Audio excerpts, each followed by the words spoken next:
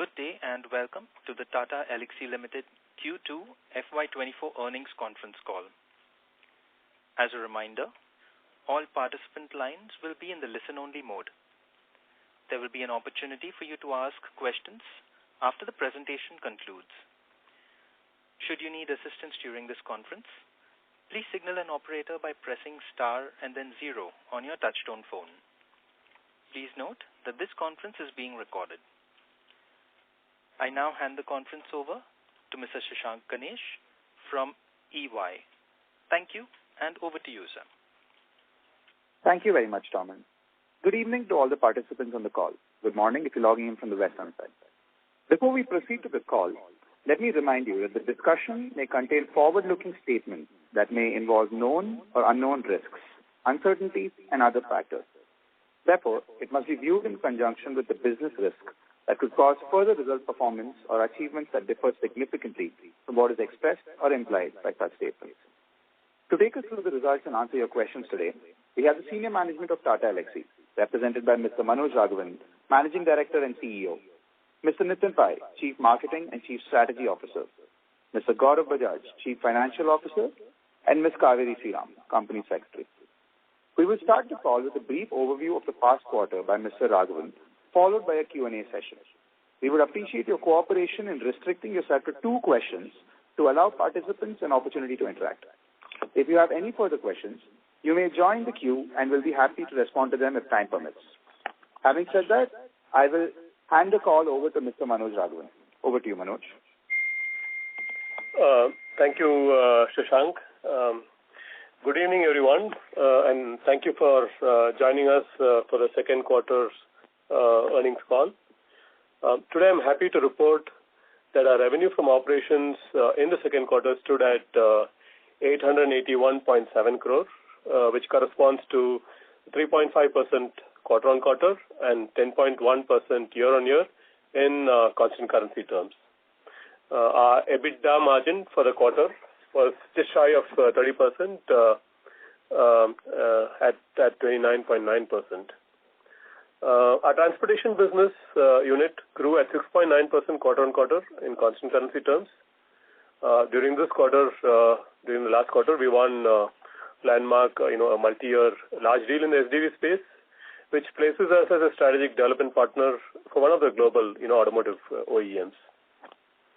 In the media and communication business, we continue to see challenges in both the key geographies of US and Europe. And in such a challenging environment, our performance has been quite satisfactory. Our revenue from the business has declined marginally by 0.4% quarter-on-quarter in constant currency terms. We continue to engage with our key customers in helping them drive efficiencies in current operations and also help them create new revenue streams for their businesses. Our healthcare and life sciences business performed well, registering a 3.2% quarter-on-quarter growth on a constant currency basis. During the quarter, we won a multi-year innovation and re-engineering project of a critical care device platform for emerging markets. I'm happy to share that in the last quarter, our industrial design unit crossed revenue of rupees 100 crores for the first time.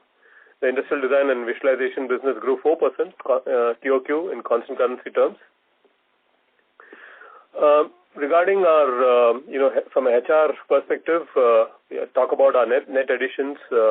We continue to invest in building a talent pipeline with a net add of 585 Elxsians in the quarter. So we continue to invest in onboarding, key resources. Also, our employee engagement and talent retention strategies have contributed to attrition further, going down to 13.7%. So as we move into the third quarter, we carry the confidence of a healthy pipeline and some great conversations going on with our key customers. I'll now hand over the floor to Shashank from EY for the Q&A sessions. Over to you, Shashank. Thank you very much, sir. We will now begin the question and answer session. Anyone who wishes to ask a question may press star and 1 on their touchtone telephone. If you wish to remove yourself from the question queue, you may press star and 2. Participants are requested to use handsets while asking a question. Ladies and gentlemen, we will wait for a moment while the question queue assembles.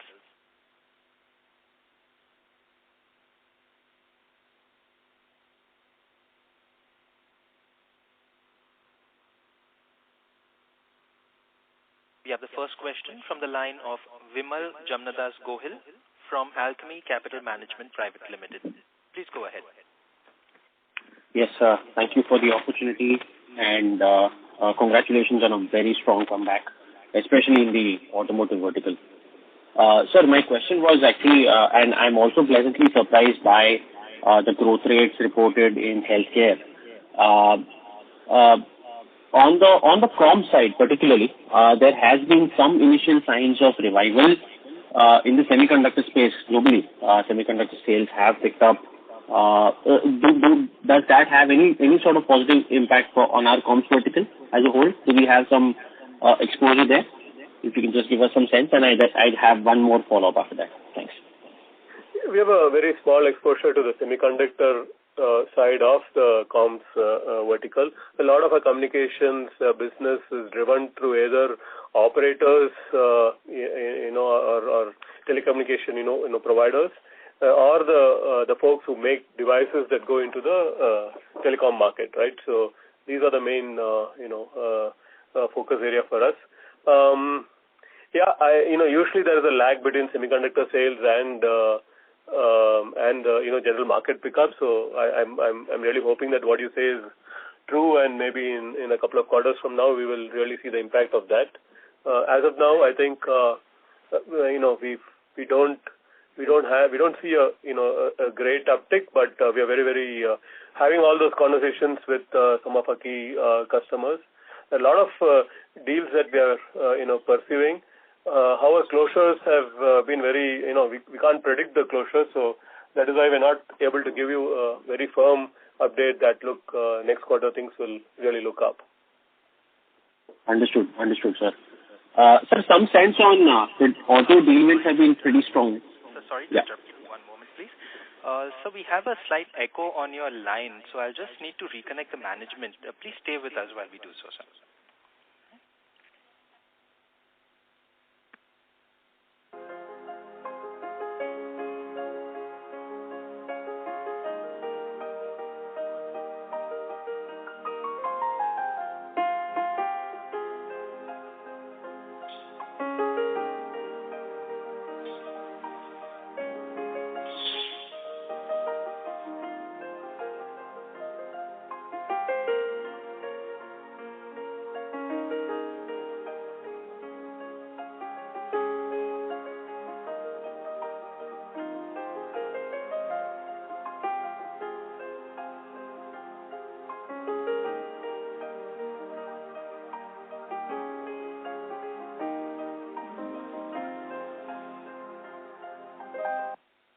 Ladies and gentlemen, we thank you for your patience.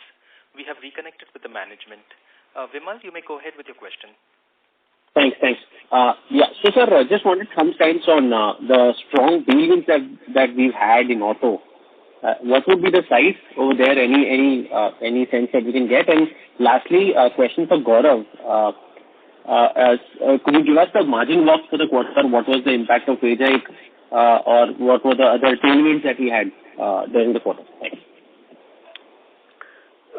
Sure. This was a pretty significant win for us. It's a new customer that we have been pursuing for I think 18 to 24 months. It has been a long pursuit, and very, very happy to inform that we have been able to close the deal in our favor, and it's a multi-year deal and a multi-million-dollar a large deal in our perspective. So which will definitely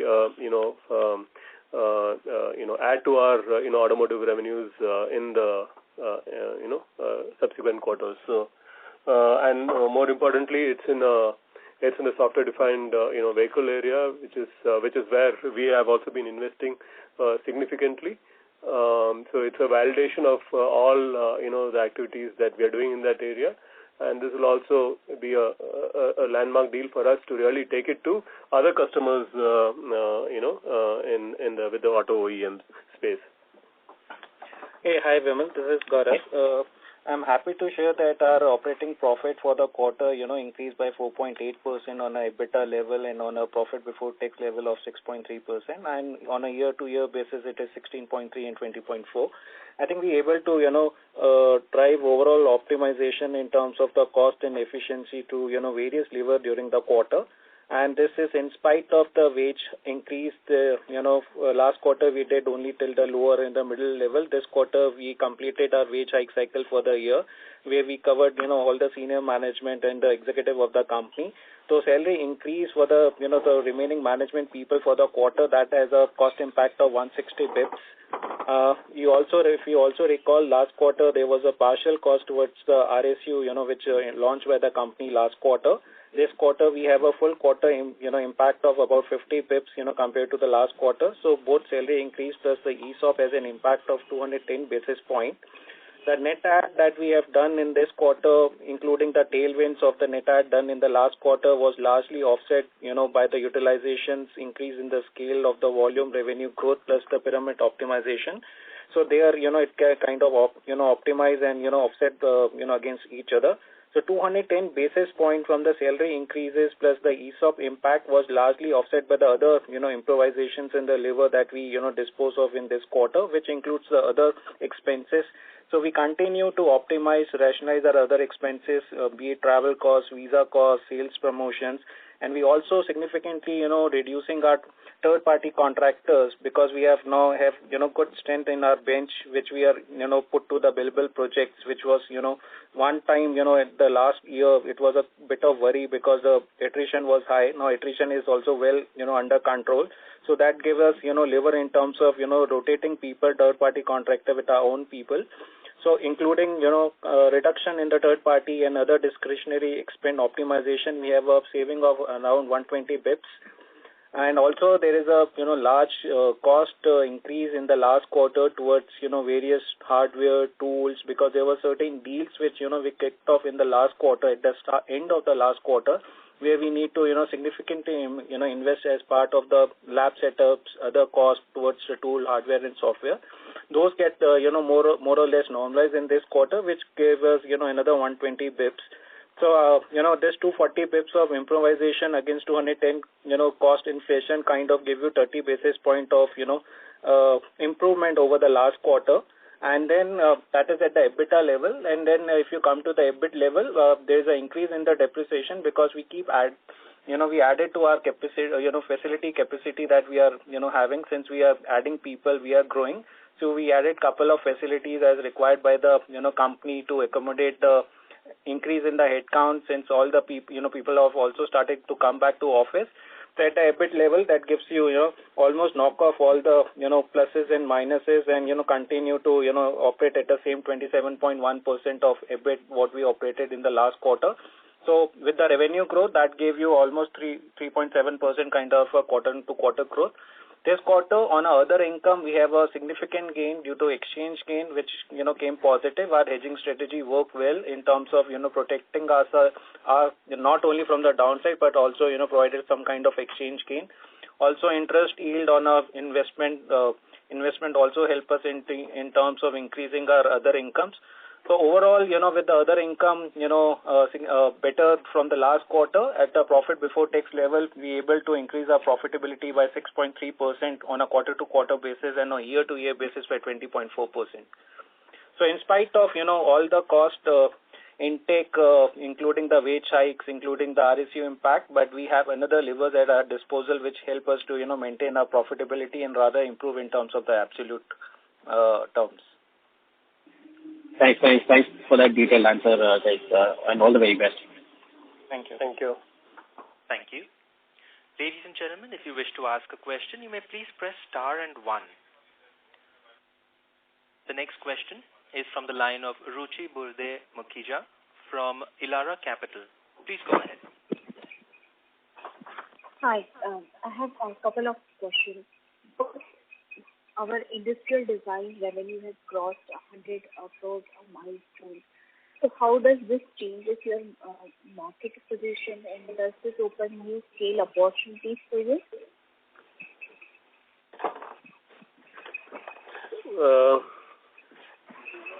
Your line was not clear, so the question was about industrial design crossing 100 crores and if this is going to help us grow our revenues. What is the question? Yeah, I'll repeat the question.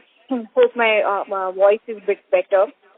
So with this 100 crore milestone, how does our market positioning changes, and does this help us being eligible for new scale opportunities? Sure. Okay.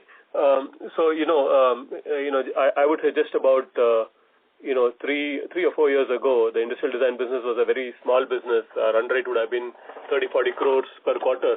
And so today, I think we have invested significantly in the industrial design business, and we're happy to say that, look, that business has really scaled up. Hopefully, on a yearly basis, if you take it, we will soon reach about 500 crores of revenues, annually. So that's the first target that we have. More importantly, design is such a critical differentiator for us from a margin lever perspective, from a positioning perspective, and any large deal that we usually bid for, there is a significant component of design, and that capability definitely helps us position the company very differently as compared to competition. So I'm very happy that standalone that business is scaling. More important, the combination of design and EPD business is what will help us, scale rapidly, moving forward, and that is the focus of the company. Understood. In media vertical, you have mentioned that you are working in collaboration with clients to develop new offerings and partnerships.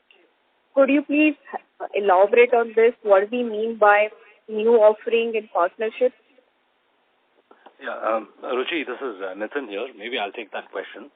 Some of the partnerships are explicit, so you'll find that we announced 2 significant partnerships just leading into IBC, which is the Global Broadcasting Trade Show. We announced a partnership with NVIDIA, which is the world leader in targeted advertising. What they do is essentially provide technology for targeting very specific subscribers, especially in the video, OTT, as well as digital video ecosystem, to deliver ads. So the idea here is really that we are seeing the shift in OTT from subscriber-driven to advertising-driven. And we believe that this will be the new revenue opportunity and the monetization opportunity for both broadcasters who are running D2C businesses as well as operators who are running an aggregation service for video. So what we're looking at essentially is saying, look, there are 2 tracks that you can work with operators and broadcasters for. One is efficiency-driven, which is to look at what are you spending money on now, how much of that is engineering-driven, how do we help you through a combination of talent, capability, products, and offshoring, help you get to be even more efficient. I think the second strategy that we're deploying is growth and customer experience. And the customer experience part will be driven by design, and the growth part or revenue part for customers will be driven by how do you monetize the services better. Can you look at ad deliveries? Can you look at things like FAST, which is the free ad-supported television? So essentially, those are the partnerships that we're crafting, especially in the media and communications vertical. Of course, what we have not declared to the market is the partnerships that we're crafting, especially with semiconductor vendors as well as hyperscalers. That fuels some of the digital engineering that we're doing for SDV, for connected medical devices, and so on. Understood. Will this be a growth mover, let's say in 12 months, 4 quarter time, or you see this scaling up very gradually and will take its own time? Yeah, so Ruchi, the partnerships are not meant to deliver immediate deals. I think they are a fundamental positioning tool, right? Because what you're trying to do is to trying to make sure that you're relevant in the context that is changing for our customers. So what's happening with the telecom industry is fundamentally you're being challenged for revenue, you're being challenged for growth, and therefore you either have to focus on efficiency or on new revenue streams. And I think we are doing both in different measures. On the revenue streams, we are partnering. On the efficiency, I think we are the best in the business. Understood. Now, coming to your deal in the auto segment, as my understanding, in ERP, your way with incremental work was a way to go and scale the customer. But this deal sounds like an exception to this trend. So do you see these kind of deals being more in market compared to past trend, or this was one of such unique situation where you could break through with a large deal in a new client? I think there's no one answer there. We do a mix of both types of deals. There are such large deals that even though we are not a part of that, initial, it's not a customer, it's a new customer. But there is a pursuit that goes on, and we close such deals. We also have deals, wherein there are consolidation opportunities, where it's more about, how can you bring, value propositions to customers, based on the capabilities that you have, right? Especially from an offshoring perspective. And how can you take a larger pie of the current outsourcing from the customer? So you have both type of deals that are available, and a good part of, yes, there is a portfolio of such deals that we are going after. And as I said, this deal took a long time, so some of these large deals are not closing like earlier, where it used to get closed in 6 months or 8 months. Sometimes it takes 12 months to 18 months also for closure. So but we have to be patient, and we have to be focused on our objectives, and especially when it is critical for us and an important customer to have. I think we have a very good track record in such deals. So, Ruchi, maybe I'll just add to what Manoj said. I just want to call out an important difference. You can think of, in the IT context, renewal deals, where the contract given out to one vendor, and when the contract period is getting over, you call out for a whole set of new vendors and look at who can do better. But that typically who can do better is in terms of cost. The kind of entries that we are talking of are strategic entries where we are not replacing somebody else. We're getting all new because the customer is moving to an all new. So in that sense, there is a critical difference between the kind of entries we talk of vis-a-vis a classical IT situation of a renewal deal where you may come in cold and win simply because you're delivering the best cost on the table. And I just wanted to leave that with you. Got it. That's helpful. The last one, we just heard your... We request you to please rejoin the queue for follow-up questions. We have the next question from the line of C.A. Garvit Goyal. I'm sorry, that's Garvit Goyal from Invest Analytics Advisory LLP. Please go ahead. Hi, good evening. Am I audible? Yes, you are. So congratulations for a good set of numbers. I have two questions. One on the media side. You mentioned we are closely engaged with key customers. So can you give some color, like for how many quarters this slowdown is likely to be based on whatever communication we do have with those customers? It's very difficult to tell you how many quarters and so on, right? But I would say, there are, fairly, positive signs in some of our customer discussions. There are deals in the pipeline, and we hope, we hope that we'll be able to show, some signs of growth over the next half a year, I would say. But again, it's very, very early times, and so I would be a little conservative on the media and communication side in H2. But we are closely working with some of our key customers.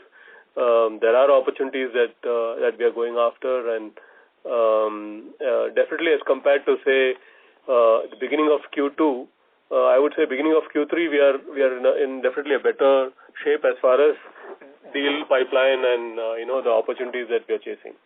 So that gives me a little bit of confidence that things could be better for us in the H2 from a media and communication perspective.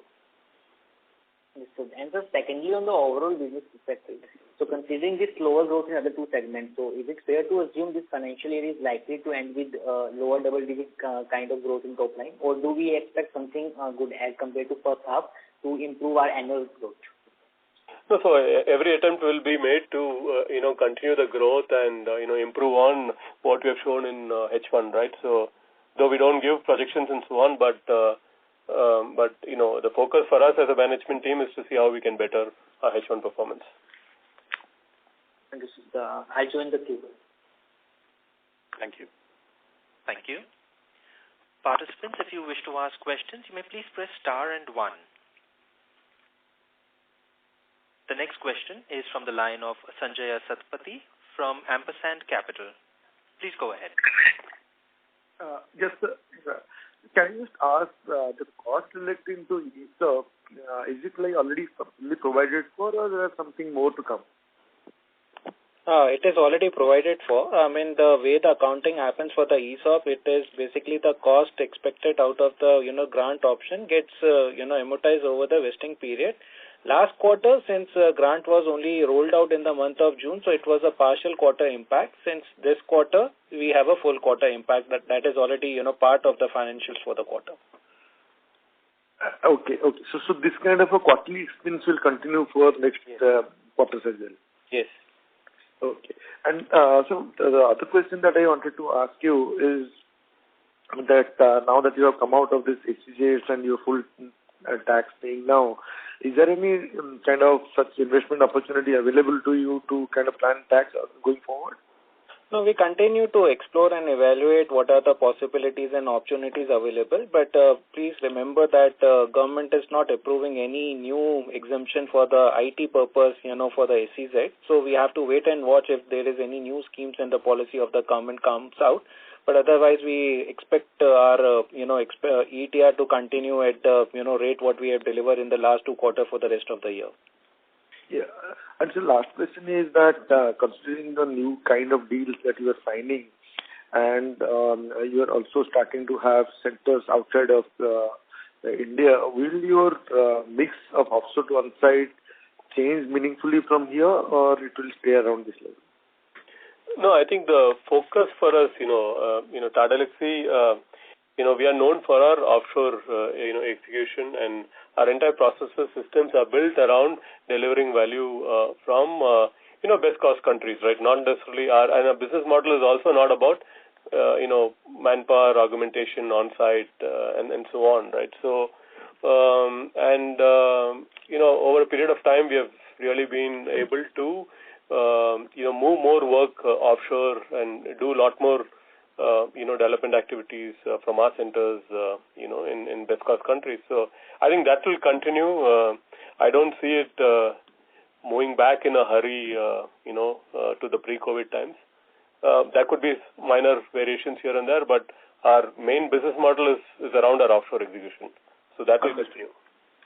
And your deal pipeline across areas looking pretty okay, because you are one of the very few companies who has really added employees again in this quarter.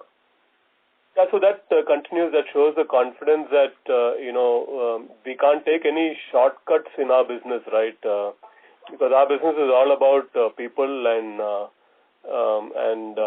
you need to, even if in certain areas you don't have full confirmed visibility, you need to go ahead and invest based on your business plan and what you have. So we are sticking to our business plans. We are sticking to what we have laid out at the beginning of the year, financial year.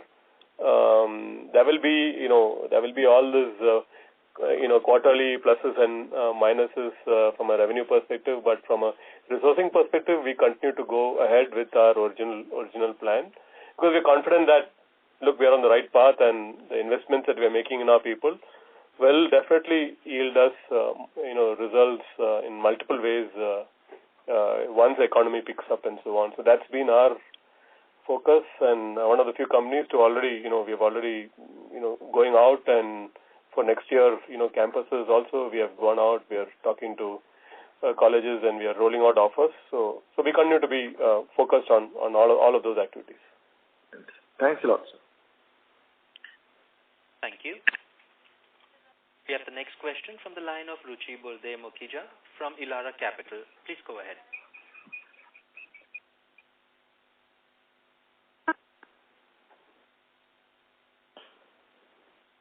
Ladies and gentlemen, the line for the current participant seems to have dropped from the queue. We will proceed with the next question, which is from the line of Jaya Jain from Astute Investments. Please go ahead. Hi, thank you for taking my question. TCS has recently signed a $1 billion deal with Tata Motor JLR. How is it affecting us, or is it coming into our area of operations? No, it is not in our, to the best of my knowledge, it's not in our area of operation. It's primarily on the IT and the manufacturing support side. So I think it's a great deal, but it doesn't affect us. Okay. Thank you. That's all. Thank you. The next question is from the line of Ruchi Burde Mukhija from Elara Capital. Please go ahead. Hi, hope I'm audible this time. Yes, Ruchi. So we heard from one of your larger peers about the likely possibility of volatility in coming quarter given the geopolitical situation developing in Israel. Do you see any effect in your early experience of few weeks, client going slow on conversation, decision making? Is this something that worries you near term? We don't have an exposure to Israel or any of the countries there, right? Of course, we have a small exposure to Dubai and Middle East. Having said that, it is pretty early. We don't have any so far. We've not heard anything negative from our customers based on this. But if this spreads, right, if the situations becomes volatile and if this war spreads and there is a spike in fuel rates and all of that, associated foreign currency fluctuations, all of that could impact our business in some way. From an end customer's point of view, it's too early. We've not heard anything so far. But if this spreads, I'm sure that there will be an impact, and it's hard to quantify that at this point in time. Understood. Thank you. Thank you. To ask a question, ladies and gentlemen, you may please press star and 1. The next question is from the line of CA Garvit Goyal from Invest Analytics Advisory LLP. Please go ahead. Okay. Hello. Thanks for the opportunity again. Just want your opinion on healthcare segment. Like it shows some sign of recovery in this quarter. So how do you see this segment for upcoming quarters? Again, I think some good deal wins and some positive and especially after a couple of quarters of relatively flat, I think we've been able to grow our healthcare business. That is definitely positive. So all the initiatives around our the digital space and connected health and so on, that's really helped us win new customers. Having said that, yes, there are a number of deals that currently we are talking to customers and so on. And as I said, the medical space decisions are slightly, it takes time, especially those large engagements and projects. The decision making is pretty long, and that continues. We don't see that. There is definitely a number of deals that are under discussion, but it's very difficult for me to comment at this point in time whether that will all close in the coming quarters. We are pretty hopeful, but I would still be cautious. I would say next 2 quarters, and we will see the trajectory. We will see how those deals move forward, and then accordingly we will act. Okay, thanks, and all the best. Thank you. The next question is from the line of Bhavik Mehta from JP Morgan. Please go ahead. Thank you. Manoj, can you talk about how the decision making by clients has evolved? Last time we spoke in July versus now. Has there been some improvement, or is it status quo, or have you seen some more deterioration given the macro, across your few verticals? And secondly, any impact of this strike in the U.S. by UAW, the auto union, on your clients and your projects? So because it has come up only a couple of weeks back, so any impact we should for your clients in this vertical, in auto vertical in the U.S. Thank you. Yeah, thanks, Bhavik. So So I think, you look at it from a segment-wise and so on, definitely, if you look at it, automotive business, we definitely to see continued traction. We definitely continue to see, closures. We continue to see, large deals, pipelines. Yes, the macroeconomic situation, is causing some amount of, some of these decisions are taking longer. There is a lot more commercial scrutiny. There's a lot more, due diligence that is being done. But at the same time, customers are taking decisions. It's not as if the decisions are getting postponed indefinitely. They are taking decisions. There could be occasional, deals where it slips by a quarter or so. But in general, I think deal pipeline, the conversions, are happening at a healthy pace in the automotive segment. In the media and communication space, as I said, I don't know whether to call it green shoots or not, but we do see slowly some confidence in our customer discussions and so on. So, but again, I would want to wait for a quarter or so to really see whether this impact, this growth, we'll be able to show growth or not. I've already answered the healthcare piece in the last question. So I would say overall, especially given all the macroeconomic uncertainties plus the war and all this happening, I think we've done well to be where we are given all these uncertainties, and we continue to invest in our people. We continue to invest in providing solutions that that is of interest for our customers, right? Especially what Nitin talked about in the ad tech space, in the media and communication vertical, and so on. So we continue to see what is relevant for our customers and proactively make those investments so that we are always in the line of sight for our customers, right? So that's been our focus. And I think there's enough moving parts that are available for us to continue to be optimistic about H2 for us. Okay, got it. And any on the second question of any impact of the UAW strike in the US, any conversations with clients regarding that, which could have led to some project pauses or deferrals?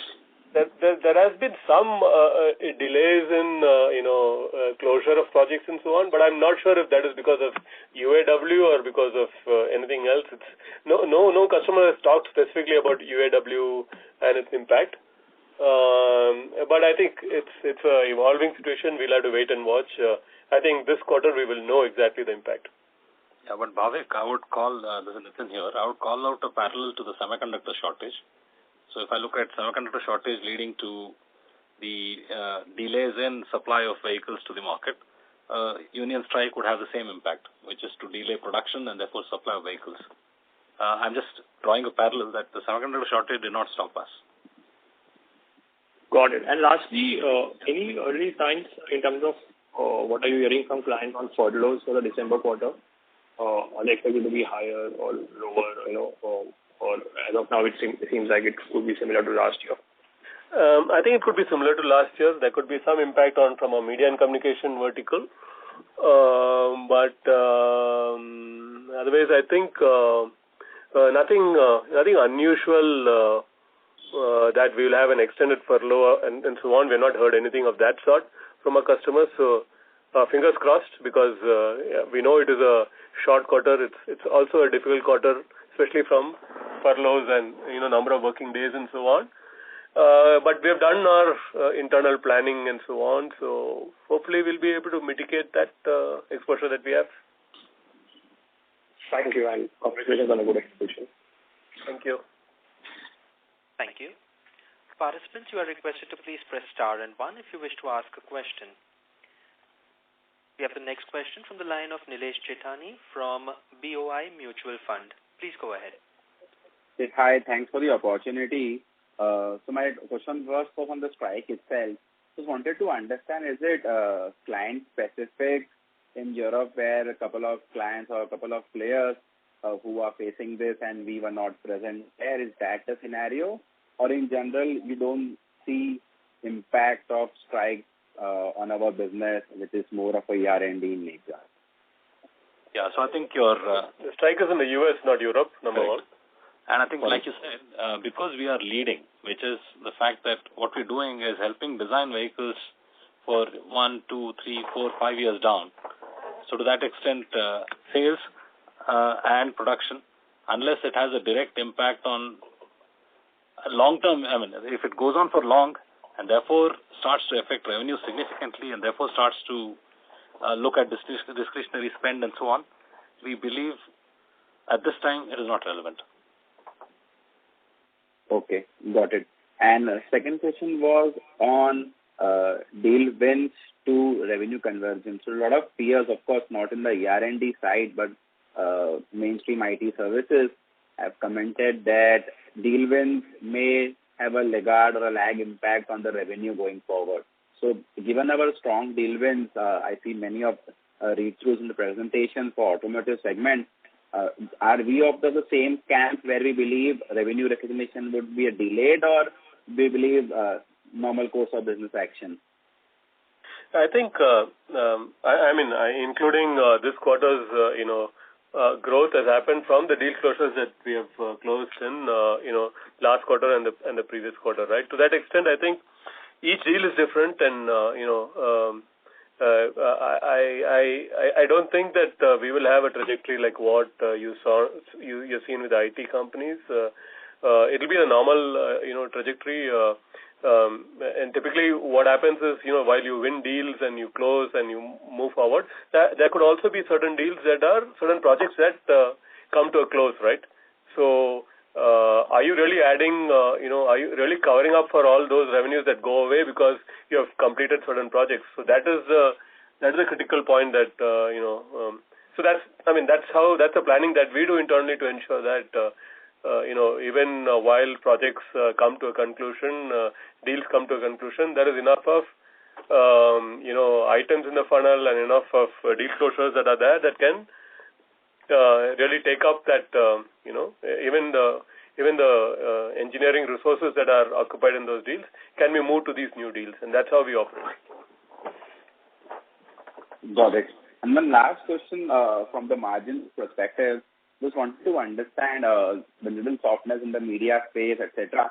Do we expect margins to remain in the similar trajectory? I'm not asking for an exact number, but color on the same, or the other businesses have capability to drive margins from here on also? No, margins, if you had seen, right, as compared to last quarter, in spite of all the, employee costs due to salary hikes and ESOP costs and number of costs that has come into the, we have been able to mitigate all of that, right, in spite of media and communication being pretty flat. So I think we have modeled our business around that, and so we are pretty comfortable where we are. Yeah. So during COVID time, we saw margins in the range of 30-odd%. So 27, 26.5 is the new normal now. That's the understanding taken.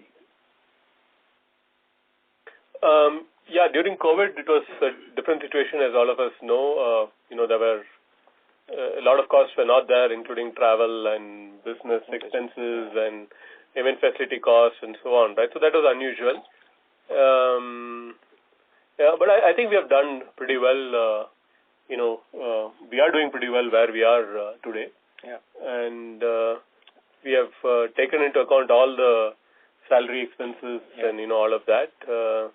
And I think as we grow our revenues and as we, look at the utilization levers, we will definitely be able. Let me state it. That we have enough levers still available for us to mitigate any impact. To mitigate any impacts that I think we are reasonable placed, Nilesh, in terms of the margin profile. I think we can continue to make a right investment that is required from the people, technologies, and developing new offerings. At the same time, there is a lever in hand in terms of the pyramid rationalizations, utilization, expansions, and all. And I think the last 2 quarters has been testimony to that. In spite of all the salary increases, as Manoj alluded, and all other costs, we are able to still mitigate and maintain our margin profile. That's the beauty of our operating model. And connecting back to the verticals, I think some quarter, some vertical will fire. I mean, that's how we have de-risked our, diversified our portfolio in terms of, having enough immunity in terms of, all such kinds of ups and downs. Got it. That's really commendable, and thank you so much for replying to each of the questions. Thank you. Thank you. The next question is from the line of Salil Desai from Marcellus Investment Managers. Please go ahead. Hi. Good evening. My question was on the client concentration matrix. We are at almost 34% in the top 5. How would you see this shaping up going forward, maybe in the next 2-3 years?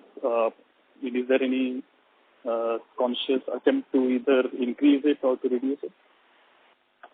No. So our focus would be to, definitely, look at growing the top 10 and the top 20 customers, right? So we are not necessarily only focused on the top 5 customers.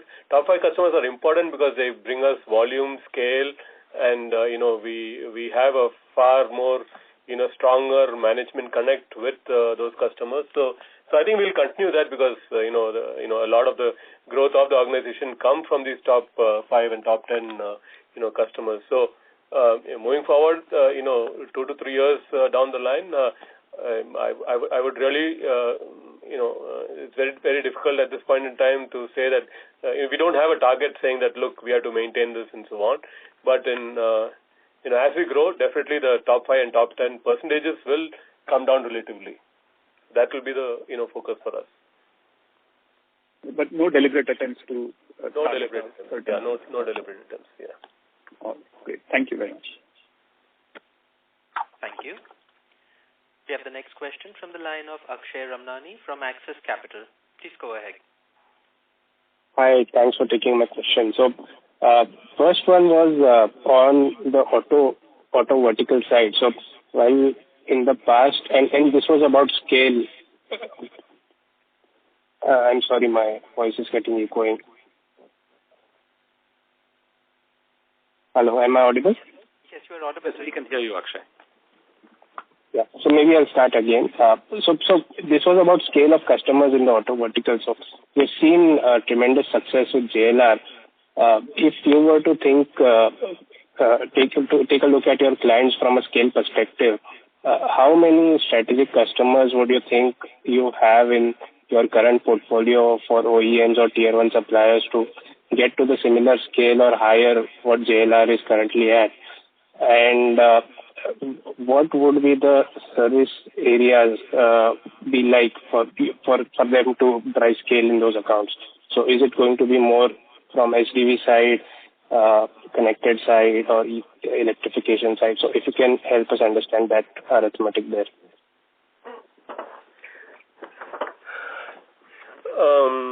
If I understand your question right, you're asking how will we scale, No, so maybe I'll take that, and maybe Manoj, you can add on top. Yeah. If you look at the portfolio of customers that we have in auto, I think we have enough customers who represent the scale and size of JLR, because you have to think about JLR as, here is a customer, he's an OEM, this is the kind of work that they do, this is the kind of technology that they deploy to the market, and in terms of market share and size, this is where they are. So do we have customers who are bigger than them, who represent much more scale? Definitely yes. Do we have an intent to grow some of them and hopefully all of them to sizes equal to JLR and more? Yes. And I think that's the path we are on.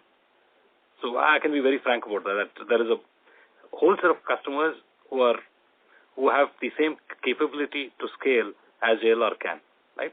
But of course, it takes time. You need to build a strategic relationships and intent.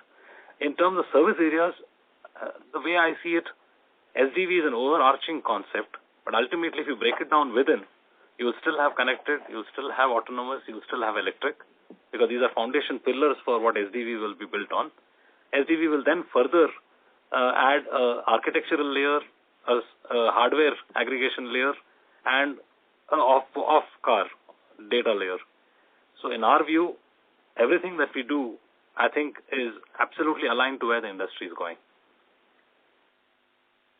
Got that. And Nitin, maybe if you can also add some flavor of timeline. So maybe your customers, what is the time horizon to complete all of the SDV programs, the autonomous program, the reimagining of architecture inside the car? What are the customers' average duration timelines for completion of such projects in their models? Yeah, so I think, Akshay, that's the interesting part, right? I think we are set for a fairly long-term transformation path for automotive. Why? Because there is no one right answer, first of all. Everybody will experiment. And part two, there is no one right answer that will last forever.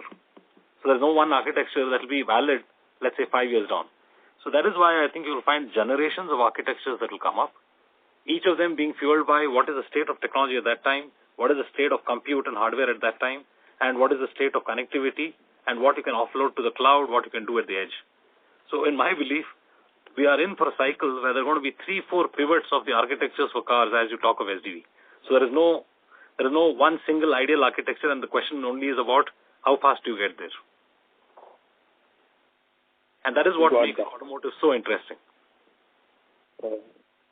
Why I ask this is because auto industry is used to reusing and recycling the platforms which they build. So that was the intention of that question. But I get your point.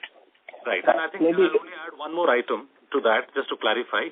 The other big difference that's happening with SDV is the fact that the car is connected means that you're not going to reuse to the extent that, okay, I've done this now, I don't need to do anymore. I think the whole point of SDV is, now that you have software, everything is software controlled, how do you drive innovation week by week? So automotive customers are now going to have to think like an Apple and a Google, which is what features do I deliver this week? What features do I deliver next week?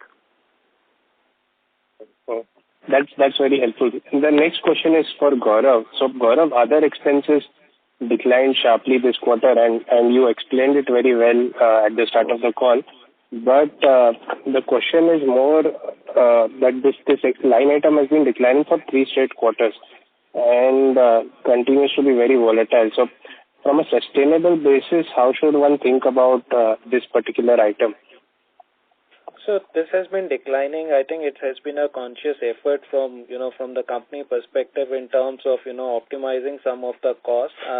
There was a sharp increase, immediately after, the COVID-related closures was open and all those things. But I think we have made all the effort in terms of variabilizing all the cost in tune to the, the scale of the business, and wherever possible, optimize those costs.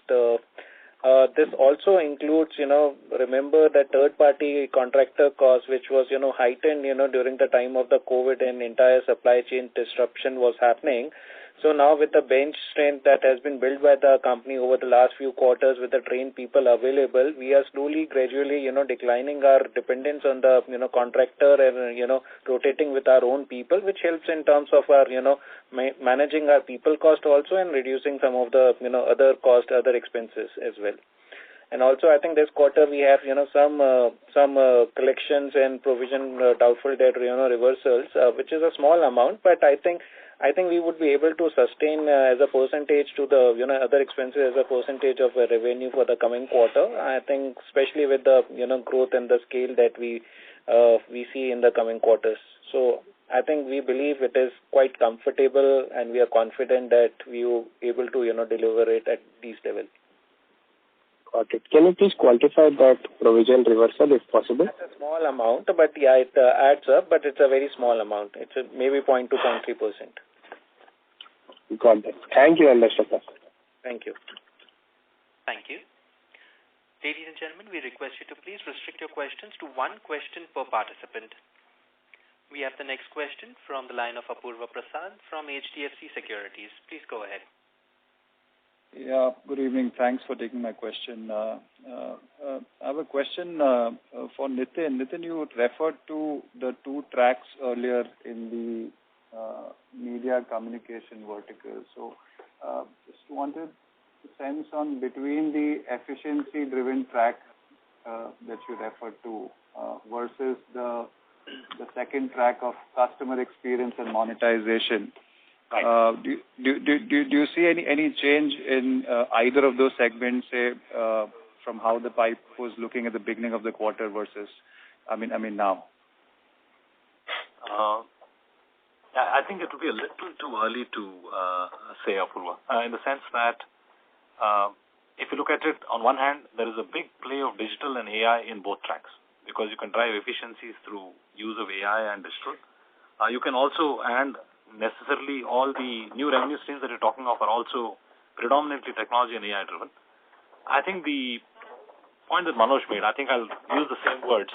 I think we are seeing green shoots of a lot more conversations and a lot more relevant conversations that promise to be deals. Now, I think it'll be still too early to say whether this will have an impact in Q3 or we had to wait a little longer. All right, got that. And just finally, the headcount addition, Manoj, how should we expect that for the next 2 quarters? Similar run rate as this quarter?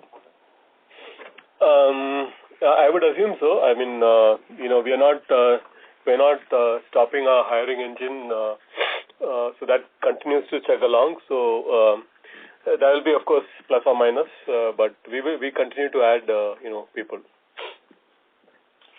Got it. Thanks, and all the best. Thank you. Thank you. Thank you.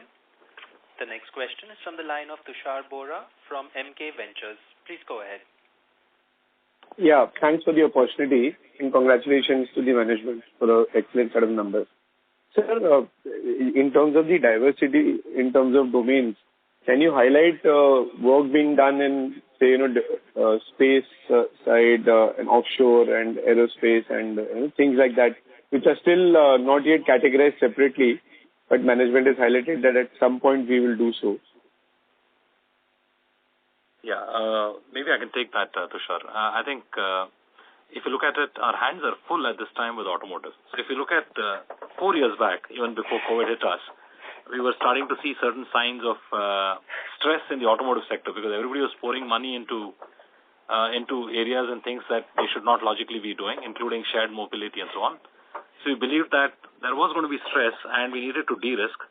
And the de-risking at that time was taken very clearly with the view of rail and off-road vehicles being the more stable, mature, if not as large industries to go into. I think we have done very well in ramping up there. But the problem that we have now is that the demand in automotive is so much that it is consuming everything that we can and more. So to that extent, we are actually starving some of the areas that we already are in, just to be able to fuel the growth that we need in automotive. Aerospace, I think we bring all the right capabilities because we look at the ingredients of what is needed in terms of software, in terms of mission-critical capabilities, in terms of fail-safe systems. We bring everything that is right. If you look at the kind of work that you've done for ISRO or HAL and so on, you will actually find it demonstrated. But is it worth getting our feet and jumping in deep into the aerospace pool? We are not so sure as yet. So right now, I think it will be a little bit of a dipstick model in aero because we need to be very clear that we'll not only be able to get in, we'll be able to scale and differentiate. I think we are always very careful about qualifying those two parts. So I think it will be a little bit of a skunk works for a while. Second, sir, in terms of the disruptive components, or I will say that, technologies which have the ability to accelerate, like using Meta, for example, virtual and augmented reality, or the generative AI piece of it. If you can highlight anything meaningful qualitatively or quantitatively in terms of number of conversations or nature of conversations, or how you are being able to come up with some differentiated assignments, something that gives a view as to next 2-3 years how things could be for the company. Yeah, I just don't want to generate auto text on this subject. I think I'll simply put it this way. As Tata Elxsi, I think we are very, very focused on identifying trends that we believe will pick up if not 1 year, maybe 2 years, 3 years, 4 years. So we look at it in horizons. And in that sense, AR and VR is something that we've been doing from 2016. Right? And you'll find press release as old as that in terms of a tie-up with Unity to transform what will happen with verticals with AR and VR outside of gaming. Because we said, look, we're not going to go into the mainstream piece. We want to look at what it'll do for everything else. If you take AI, you'll find that we announced our own autonomous car technologies right from 2014. We won large programs in 2017. So the point I'm trying to make is that you can take any technology line, AR, VR, metaverse, you can take cybersecurity, you can take AI. AI now taking the form of Gen AI. You'll find that our investments actually date back to at the least 3 years, most likely more like 5, 6, 7 years. Gen AI, I think, is just the latest piece on the bandwagon. I think the interesting part about Gen AI is it's all pervasive because it seems to have an impact on almost anything that is being done, especially if it's related to text, image, and voice. Primary impact on customer experience and marketing, but then further into operations and product development. So we have POCs going on, we have pilots going on, we have conversations going on. We have projects also. Going on. But to start projecting that as the future, I think I would hesitate. Yeah. Thank you. We will now take the last question from the line of Santosh Kesri from Kesri Finance. Please go ahead. Hello. Am I audible? Yes, you're audible, sir. Sir, I just had one question, and that was about there's another Tata Group company, Tata Technologies, and as per media reports, it's coming with an IPO. Hello. Yes, sir. Am I audible? Yes, you are. Sorry. So my question was that there's another Tata Group company, Tata Technologies, which is coming up with an IPO. So what's the difference? Basically, I wanted to understand what's the difference between the line of business you are in and Tata Technologies. Santosh, the line for you is not audible at the moment. Your question is about how is Tata Technologies different from Tata Elxsi? Yeah, I mean, Tata Technologies has always been there, for many years, right? It's just that they are going their IPO, hopefully in this quarter. So I think Tata Elxsi is a very clearly design-led, embedded, engineering organization focusing on product designs.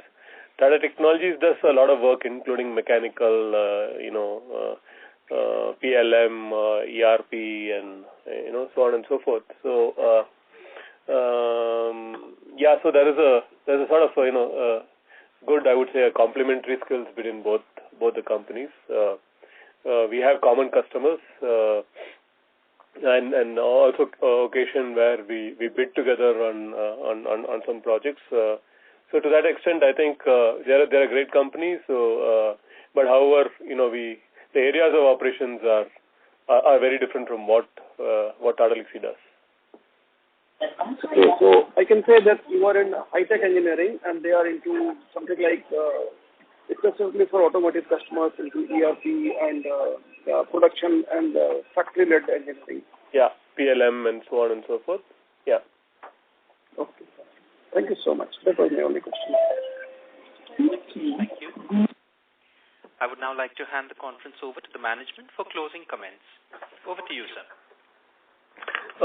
Thank you, everybody. Q2 has been, I think an incredible performance given, all the macroeconomic uncertainties and the challenges that we've had, and definitely would like to thank all the Tata Elxsians who have contributed to bring this growth.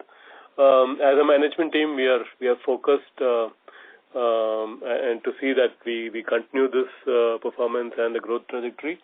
So our laser sharp focus will be on to see how we can grow H2 over H1. We're confident on the strategies that we have, and we're confident on the direction that the company is moving. So with that, I would like to conclude here and would look forward to interacting with you again at the end of Q3 results. And we'll, of course, wish everybody a very, very happy Navratri. Yeah, wish everybody a happy Navratri, Dasara, and enjoy all the holiday season. Thank you so much. Thank you. On behalf of Tata Elxsi Limited, that concludes this conference. Thank you all for joining us. You may now disconnect your lines.